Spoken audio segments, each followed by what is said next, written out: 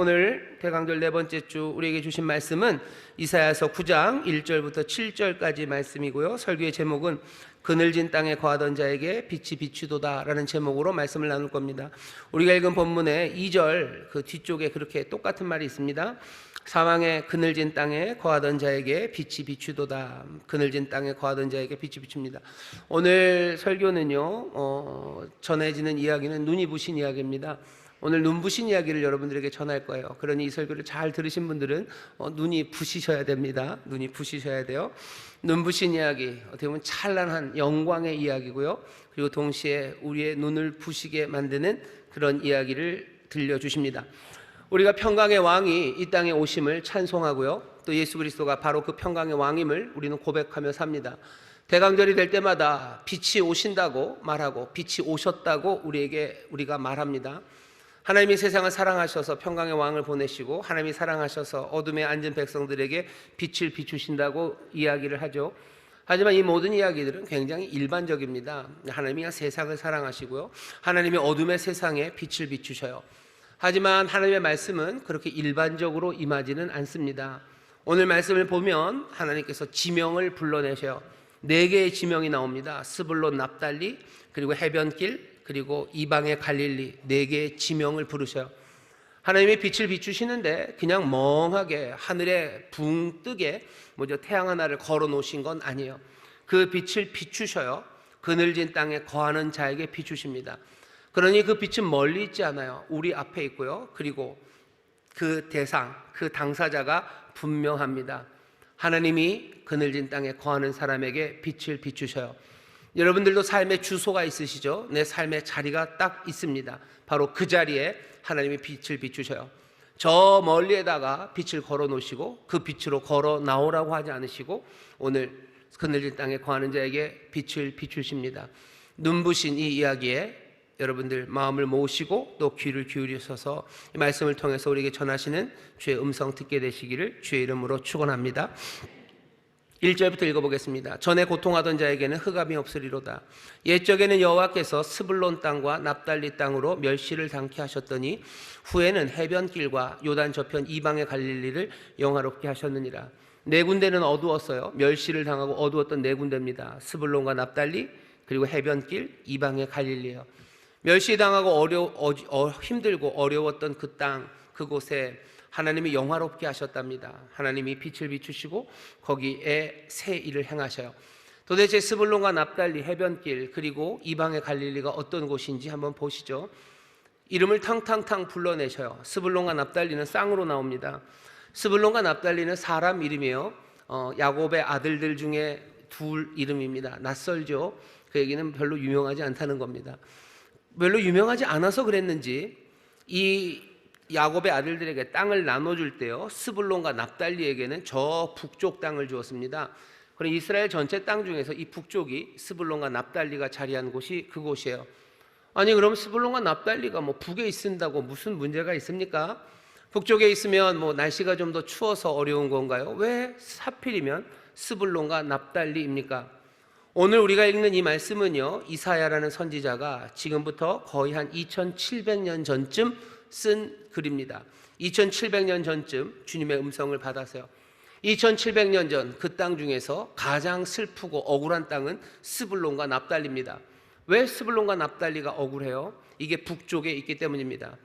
이스라엘의 북쪽 그리고 이스라엘 남쪽은 아주 특별합니다. 이스라엘을 하나님이 가나안 땅에다 두셨는데요, 그냥 아무데나 골라 찍어서 거기가 된 게 아니에요.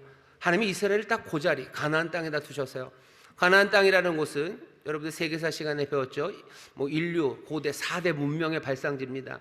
4대 문명의 발상지 중에서 메소포타미아라는 문명이 있어요. 그 메소포타미아 문명이요, 그 이스라엘의 북동쪽, 여기가 메소포타미아입니다.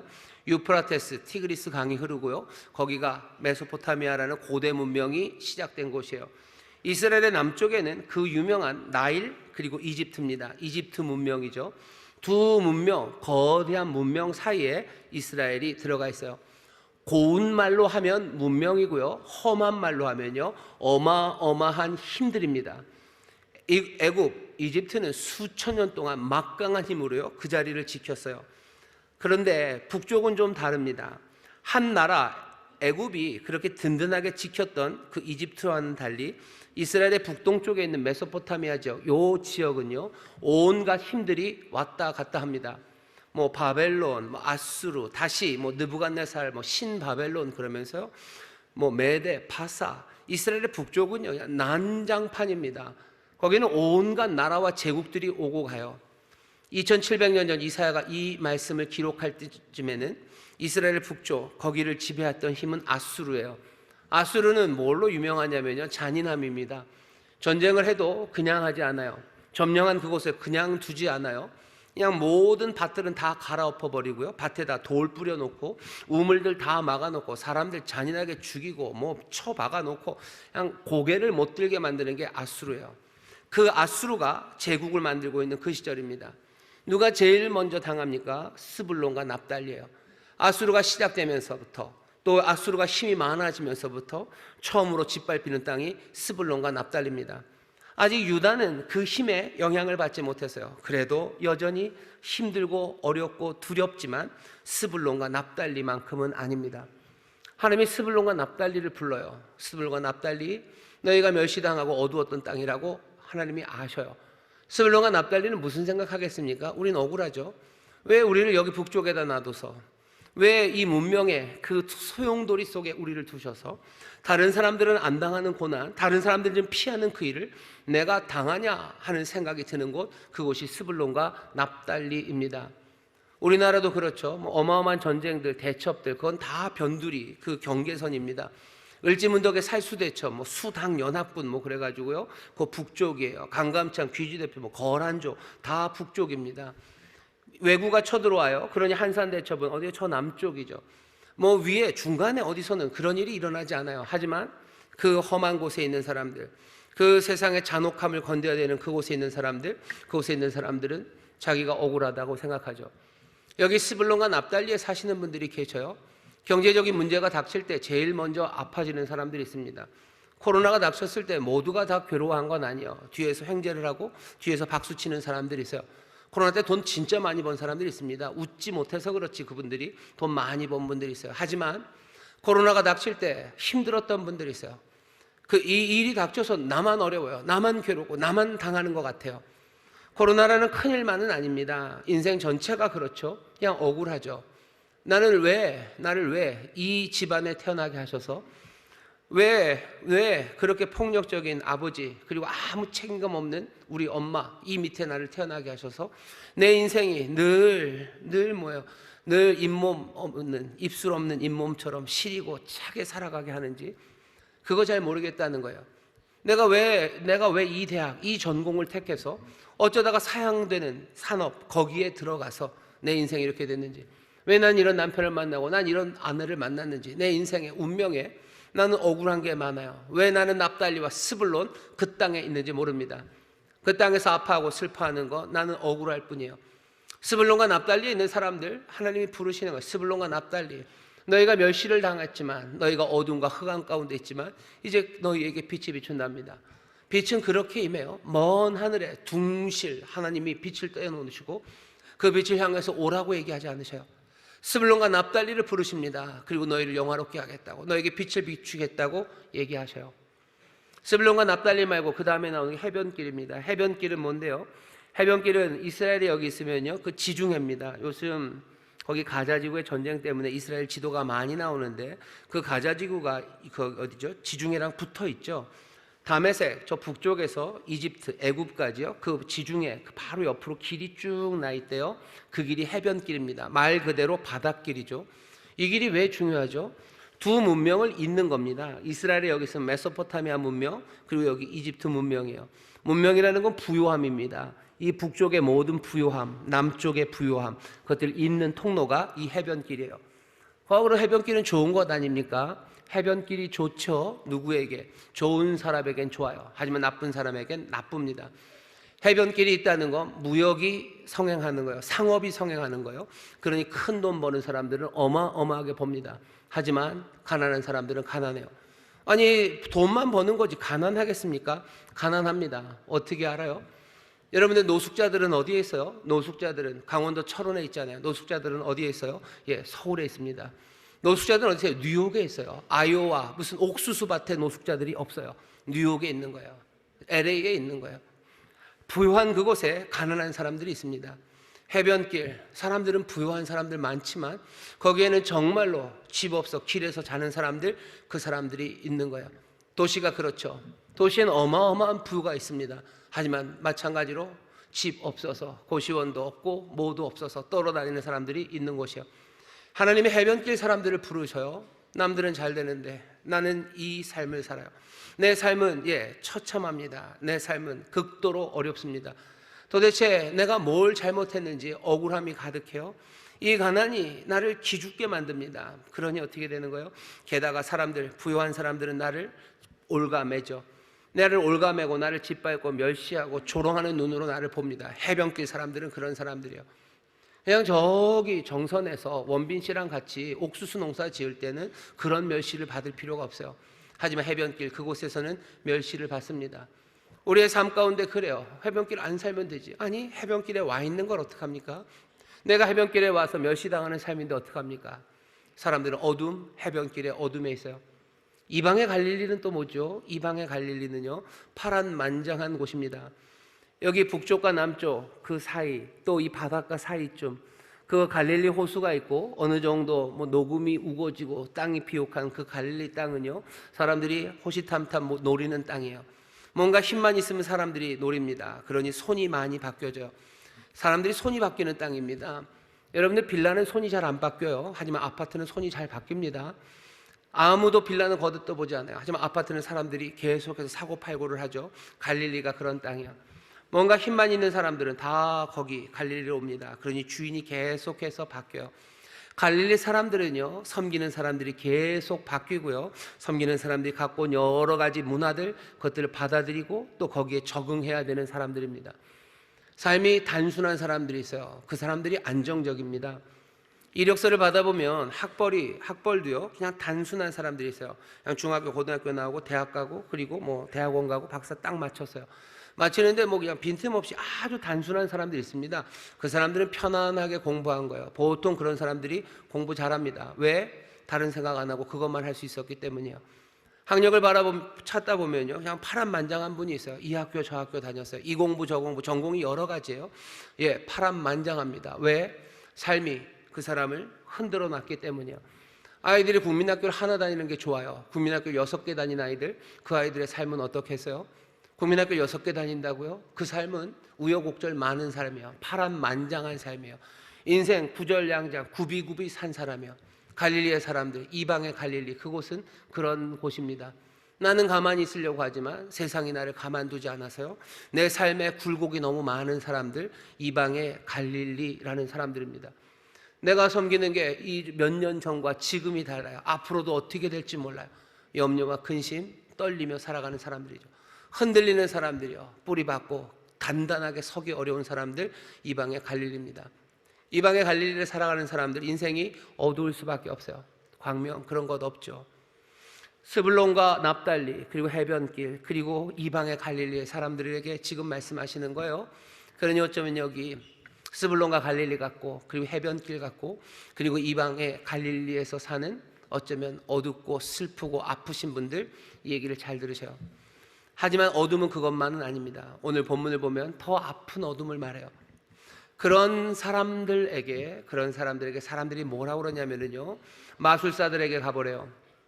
우리가 읽은 본문 조금 앞입니다. 8장 19절 보면, 혹이 너희에게 고하기를 지절거리며 속살거리는 신접한 자와 마술사에게 물으라 하거든 백성이 자기 하나님께 구할 것이 아니냐, 산자를 위하여 죽은 자에게 구하겠느냐 하라.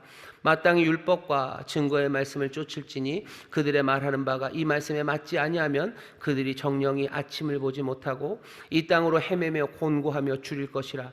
그 줄일 때 번주하여 자기의 왕 자기의 하나님을 저주할 것이며 위를 쳐다보거나 땅을 굽어보아도 환난과 흑암과 고통의 흑암뿐이리니 그들이 심한 흑암 중에 쫓겨 들어가니라. 흑암으로 점점 들어갑니다. 스불론과 납달리, 해변길, 그리고 이방의 갈릴리로 살아가는 사람들, 그 사람들 가뜩이나 어둡고 흑암의 삶인데요, 그 삶이 더 흑암으로 어둠으로 들어가는 이유는 세상에 지절거리고 속살거리는 마술사와 신접한 사람들의 말, 그 말을 듣기 때문이에요. 그 말이 여호와의 말씀에 어긋나면 듣지 말아야 되는데, 그것 아니라고 말아야 되는데, 슬프게도 그 신접한 사람들과 마술사들의 지절거리고 속살거리는 그 말들을 들으며 아침 빛을 보지 못합니다. 어쩌면 하늘 보고 땅을 보아도 고통만 있어요. 왜? 세상이 깜깜하기 때문이에요. 깜깜한 그곳에서 어쩌면 하나님을 저주하며 어디로? 어둠으로 들어갑니다. 인생이 억울한 사람들, 인생이 억울해요. 그러면 무슨 이야기를 들어야 돼요? 억울한 사람은 어떻게 합니까? 원래 하나님은 뭐라 그러셔요? 하나님은 너를 사랑한다고 해요. 스불론과 납달리, 하나님이 사랑하십니다. 하나님이 너를 사랑하신다는 그 이야기 들어야 되는데, 신접한 사람들과 마술사들이 하는 말이에요. 하나님이 너를 버리셨나 보다 하는 그 얘기 듣는 거예요. 너 이번 생은 끝났나 보다, 이번 생은 망한 건가 보다, 말도 안 되는 다음 생을 생각해보자 하는 이야기를 그냥 받아요. 다음 생은 없어, 그런 얘기는 안 할 뿐더러 하나님이 나를 버리셨나 보다 라는 생각을 하는 거예요. 내 이 무슨 저주받을 운명, 이런 이야기를 받아들이는 거예요. 스불론과 납달리가 저주받을 운명이라는 얘기를 받아들여요. 하나님은 스불론과 납달리를 사랑하시는데, 사랑하니 너 내 말을 듣고 내 이 복된 길로 오라고 얘기하시는데, 자기들은 점점점 더 흑암으로 기어 들어갑니다. 하늘을 보고 땅을 봐도 깜깜할 뿐이에요. 그러니 하나님을 저주하며 그 흑암으로 들어가요. 흑암으로 걸어가는 건 뭐죠? 하나님이 나를 저주했나 보다, 내 인생 이번 생은 끝난 거예요. 그러니 소망의 일들을 하지 않습니다. 지치고 힘드는 대로 그냥 하고 싶은 대로 살아가는 거예요. 세상이 말하는 대로 살아갑니다.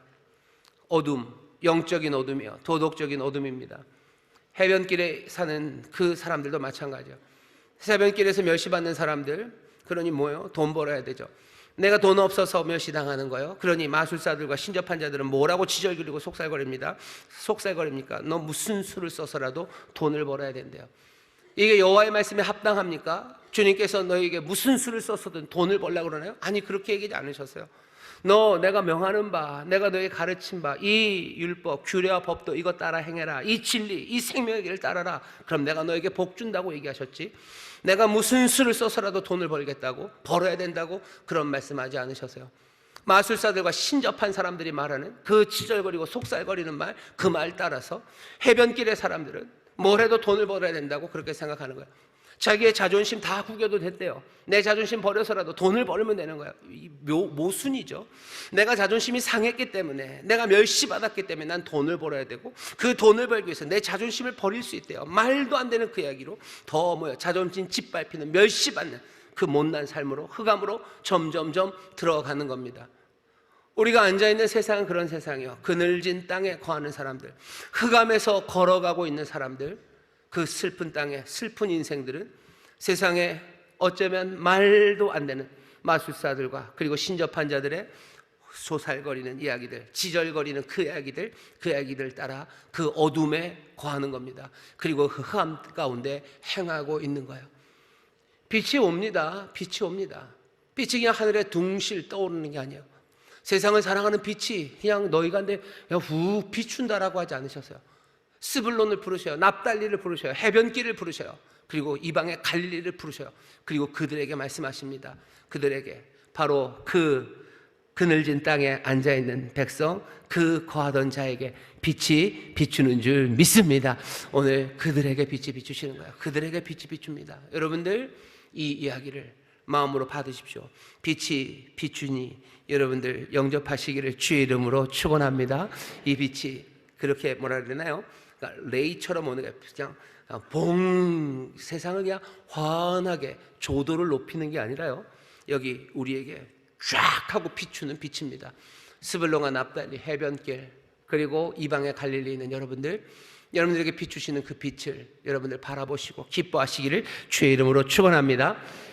여기 이사야서 9장은요 논리적으로 가지는 않아요. 이게 시고 예언이기 때문에 그렇습니다. 우리도 거길 따라가요. 일단 이야기는 살짝 돌아갑니다. 뭐냐? 빛이 비추면 어떻게 되는지를 먼저 얘기해줘요. 여러분들, 빛이 비추면 어떻게 됩니까? 기쁨과 즐거움이 우리 가운데 충만해지는 줄 믿습니다. 해변에 앉은 해변길 백성들, 여러분들 기뻐하실 수 있어요. 해변길에서 기뻐하신 적 없으시죠? 이방의 갈릴리에서, 스불론과 납달리에서 정말로 즐거워하신 적 없으시죠? 하지만 빛이 여러분들에게 비추시면 여러분들의 즐거움이 회복되는 줄 믿습니다. 어떤 즐거움이에요? 전에는 늘 빼앗겼어요. 스불론과 납달리는 늘 빼앗겼습니다. 하지만 이제는 아니에요. 추수하는 즐거움, 수고한 것들을 거둬들이는 즐거움이 있습니다. 내 삶의 수고가 나에게 생명으로 채워지는 것, 내가 땀 흘리고 내가 수고했던 것이 헛되이 내 손가락 사이로 쓰러져 가는 것 아니라 몽땅 다 그것을 추수하는 그 즐거움이 우리 가운데 넘칠 줄 믿습니다. 스불론과 납달리는 늘 뺏겼어요. 늘 뺏겼어요. 뭔가를 수고해서 땀 흘려서 만들어 놓았다 싶으면 다 가져갑니다. 원래 도둑들은 그래요. 도둑들은 그렇습니다. 마적들이 그래요.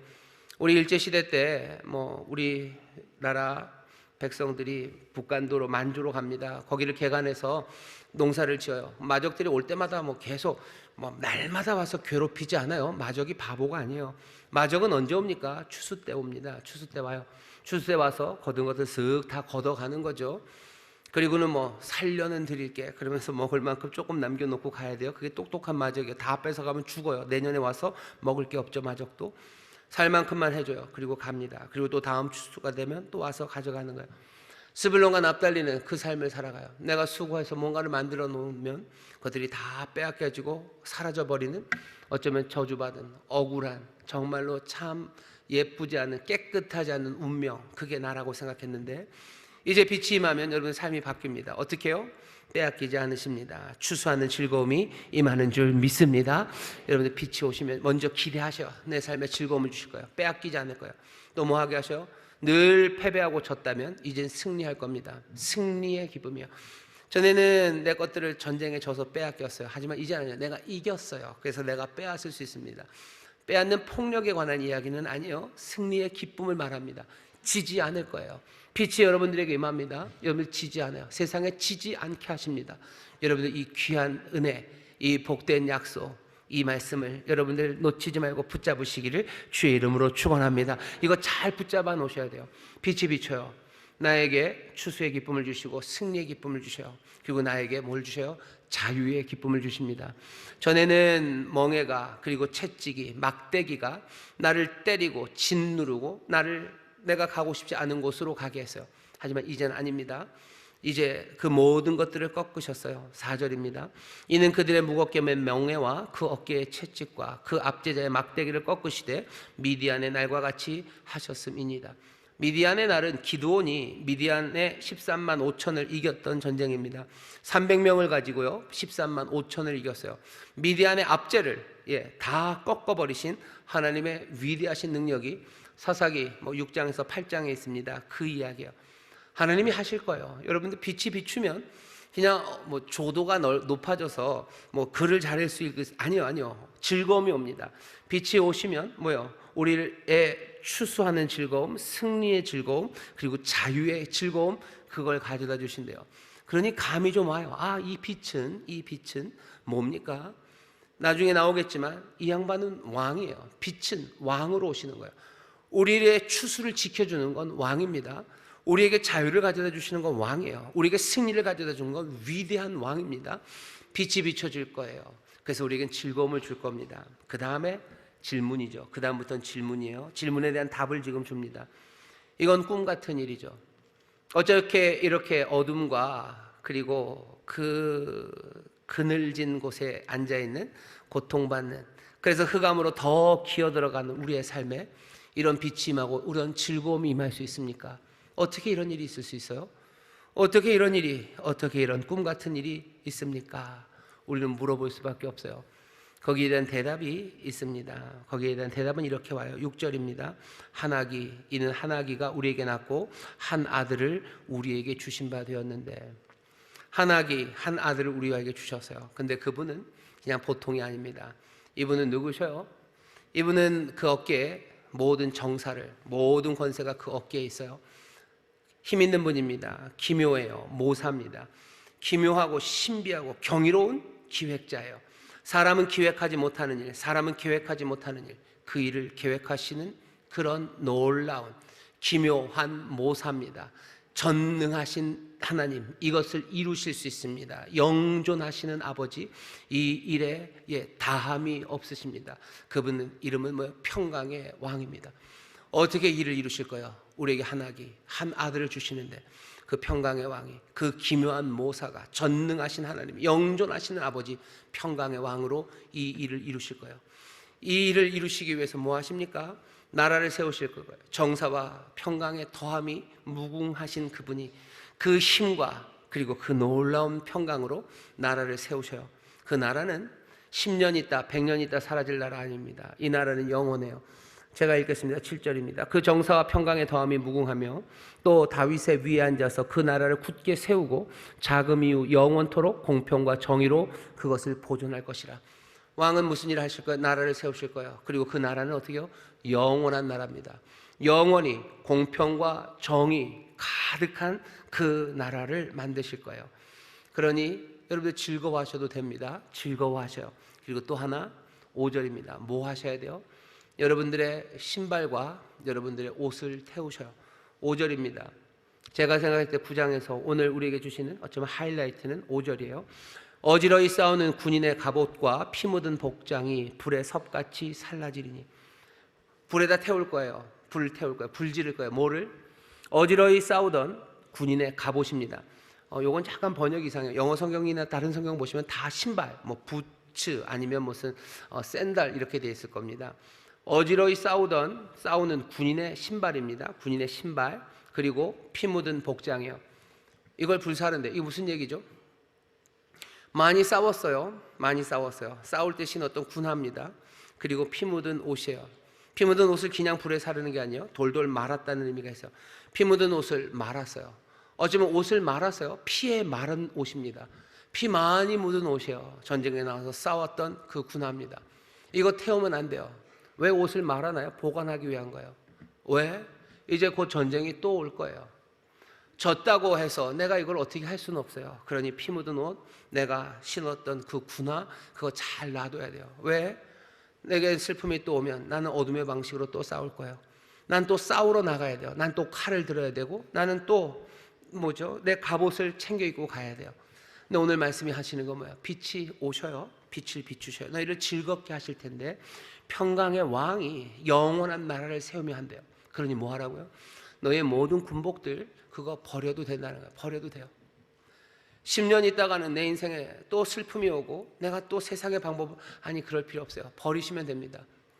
피 묻은 군복을 둘둘 말아서 장롱에 넣는 사람들은 무슨 사람이에요? 염려가 그침이 없는 사람이에요. 내 인생에 또 파도가 올 거예요. 그러니 그거 하는 거죠. 피 묻은 군복이고 신었던 신발입니다. 이 얘기는 뭐예요? 졌어요. 졌지만 그걸로 끝난 거 아닙니다. 졌는 거 알아요. 진 거 알아요. 하지만 또 나는 그걸 끝낼 수밖에 없는 사람이에요. 어둠의 길을 걸어갑니다. 돈이 전부라고 생각하고 돈 벌어야 된다고 내 인생을 허비하면서 그렇게 살아갔어요. 그래서 내가 어둠에서 나왔습니까? 아니요, 어둠에서 나오지 못해 즐거움 얻지 못했어요. 그랬으면 그거 버려야 되는데 욕심껏 살아가는 삶을 버릴 수 있습니까? 그렇게 살면 내 삶에 슬픔이 온다고 해서 그것을 버릴 수 있습니까? 못 버려요. 그 피 묻은 옷을 다시 둘둘 말아서 다시 옷장에 넣는 거예요. 내가 또 욕심으로 살 수밖에 없겠거니라는 거죠. 분노와 미움으로 살면 우리의 삶에 광명함이 임합니까? 그거 임하지 않는 거 알아요. 내가 나에게 욕하고 내 삶에 그래서 분노가 가득한데 그 분노를 그냥 표출하고 소리 지르고 악지르고 그래서 그냥 뭐라도 어떻게 긁어놓고 그러고 나면 우리 삶에 즐거움이 임합니까? 즐거움 안 임해요. 알아요. 내 피 묻은 군복을. 하지만 그것 말고 내가 할 게 없어요. 그러니 내 분노를 고이 접어서 다시 넣어놓는 거예요. 언젠가 내가 이 분노를 꺼내서 써야 되기 때문이에요. 슬프죠. 슬프지만 그렇게 했던 일. 근데 오늘 이 이사야 예언은 뭐라고 얘기하는 거예요? 아니, 그 낡았던 신발들 태워도 돼요. 피 묻은 옷들 고이 접어서 돌돌 말아서 넣어야 될 필요 없어요. 그거 다 던져버리면 됩니다. 왜? 평강의 왕, 이는 한 아기가 났어요. 한 아들을 우리에게 주셨어요. 그분이 누구냐는 거예요. 그분이 누구냐? 그분 어깨에 모든 정사를 메고 기묘라 모사라 전능하신 하나님이라 영존하시는 아버지라 평강의 왕이라 하시는 그분이 오셔서 뭐 하시는 거예요? 영원한 나라, 공평과 정의로 다스리시는 영원한 나라, 그 나라를 주신대요. 이야기는 완벽합니다. 이야기는 완벽하고 아름답습니다. 하지만 이 완벽하고 아름다운 이야기의 허점은 뭐예요? 이게 되냐 하는 거죠. 되냐 되냐에 대한 답 그거 안 해도 돼요. 하지만 오늘 그 답도 주십니다. 7절의 마지막이요. 만군의 여호와 열심히 이를 이루시리라. 사람이 이루는 거 아니다. 우리는 알았어요. 얘기를 들으면서 알았어요. 이건 사람이 이룰 일이 아니에요. 아니나 다를까 얘기하시는 거예요. 만군의 여호와 열심히 이를 이루신대요. 나도 아니고 너도 아니고 그리고 뭐 위대한 정치가도 아니에요. 대단한 과학자도 아니에요. 그리고 내 친구 누구도 아니에요. 누가? 만군의 여호와 열심히 이를 이루신답니다. 사람 둘러보며 실망할 것도 없어요. 사람 둘러보며 기대할 일도 아니에요. 만군의 여호와 주님의 열심히, 주님의 신실하심이 이 일을 이루실 것, 여러분들 믿으시기를 주의 이름으로 축원합니다. 빛이 임해서 우리에게 즐거움을 주실 것, 우리로 하여금 모든 그 군화, 낡은 군화, 피 묻은 옷들을 이제 다 끌어내서 태울 수 있게 하는 것, 내가 더 이상 어둠에 앉아서 악에서 악으로가 아니라 정말로 여호와의 말씀, 생명의 말씀 따라 살아갈 수 있도록 우리를 도우시는 그 놀라우신 왕이, 그 나라가 우리 가운데 임합니다. 사람의 힘과 능으로 오는 나라 아니에요. 사람의 힘과 사람의 능으로 되는 것 아니고 오직 여호와의 신으로 되는 거예요. 우리 주님의 열심히 이 일을 이루십니다. 여러분 이 말씀을 붙잡으시기를 주의 이름으로 축원합니다. 주의 이름으로 축원합니다. 완벽한 이야기, 아름다운 이야기에 뭐요? 어떻게 이루어지는지도 설명했어요. 남은 게 있습니까? 남은 게 있습니다. 언제? 이 일은 언제? 유대인들은 이 아름답고 완벽한 이야기를요 마음에 품어요. 이 이야기가 완벽하기 때문에요 흔들리지 않습니다. 그러니까 안정적이어야지 흔들리지 않는 거예요. 안정적이어 흔들리지 않습니다. 뭐 화학에서도 그렇죠. 그 전자 숫자가 있어요. 전자 숫자가 딱 뭐 8개 이렇게 딱 맞아야지 안정적이지. 그게 뭘 하나를 비면 굉장히 뭐 활성이 되는 거예요. 무슨 뭐 난리를 치는 거죠. 하나님의 약속의 말씀이 환상적인 이 아름다운 게요 아주 완벽한 이야기예요. 완전한 이야기예요. 그러니 흔들리지 않아요. 유대인들이 이거 잡고 뭐만 하면 돼요? 그 태어날 아기와 그리고 오실 그분 기다리면 돼요. 하나님이 오실 거예요. 그리스도가 메시아가 오실 거예요. 그러니 수천 년을 2700년 전 이야기를 마음에 품고 이제껏 모든 시험과 유혹과 모진 시련에도 흔들리지 않고 이 아름다운 이야기를 붙잡고 소망으로 기다려요. 이 사람들과 우리가 다른 건 딱 하나입니다. 우리는 이렇게 완벽한 이야기, 이 완벽하고 아름다운 이 이야기를 우리는 어떻게 받아들여요? 이 이야기가 우리는 단지 소망만은 아니에요. 이 완벽한 이야기, 이 복된 소식이 우리는 우리에게 이루어졌음을 믿는 사람들인 줄 믿습니다. 우리는 거기서 달라요. 그분이 오셨어요. 마태가 얘기합니다. 오셨다. 마태복음 4장에 보면 마태는 예수님을 봐요. 예수님을 보고 예수님을 들었던 사람입니다. 예수님이 행하셨던 모든 일을 봐요. 예수님이 하나님만이 하실 수 있는 생명의 일을 이루시는 것 보고 마태는 그 모든 것들을 깨달아요. 그 아름다웠던 2700년 전에 아니네요. 죄송합니다. 마태에게는 700년 전입니다. 700년 동안 우리가 품었던 그 약속의 말씀이 우리에게 이루어졌어요. 예수님이 가버나움으로 이사 갑니다. 마태가 뭐라고 얘기하나 보셔요. 마태복음 4장 12절입니다.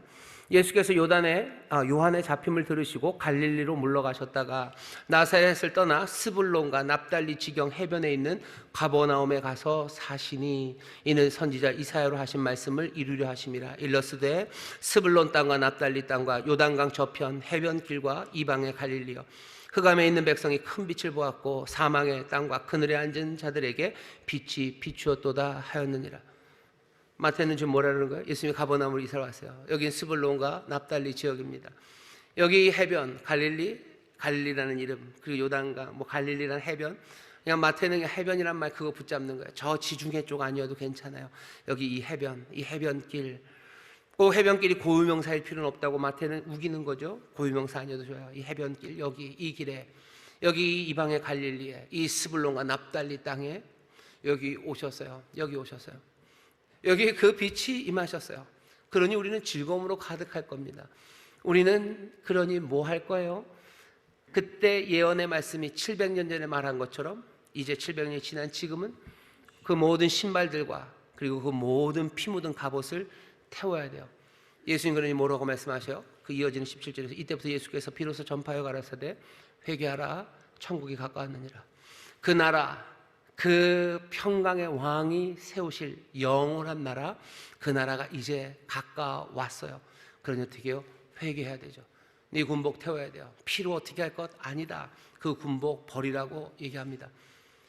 오늘 이 말씀은 이제 시간이 더 지나 2000년이 지나서 오늘 우리 앞에 놓여 있습니다.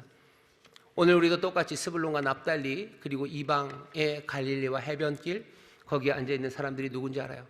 빛이 비추었고 그리고 기다렸던 그 약속이 이루어졌음을 우리는 아는 사람들입니다. 어둠으로 어둠을 이기려는 시도들 그거 안 된다는 거예요. 어둠으로 어둠을 이기지 않아요. 이방의 백성에게 더 어두운 흑암을 가져다 주지 않으셨어요. 다크 포스 뭐 이런 걸로 세상을 바꾸려고 하잖아요. 어둠에 앉아있는 백성에게 사람들은 마술사들과 심접한 사람들은 말도 안 되는 것들을 지절거리고 속살거려서 더 흑암으로 더 어둠으로 들어가게 하지만 하나님은 아닙니다. 빛을 비추셔요.